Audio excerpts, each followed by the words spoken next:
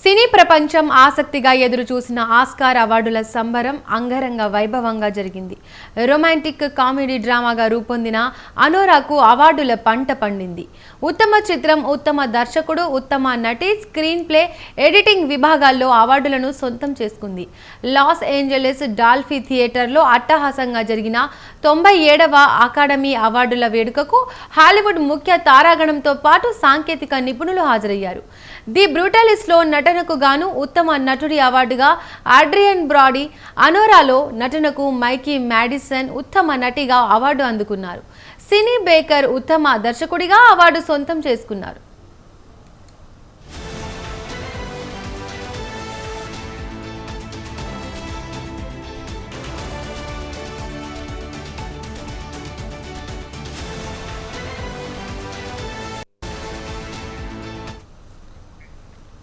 ఏ real pain చిత్రానికి Kieron కల్కిన్ ఉత్తమ సహాయ నటుడిగా ఆస్కార్ అందుకున్నారు.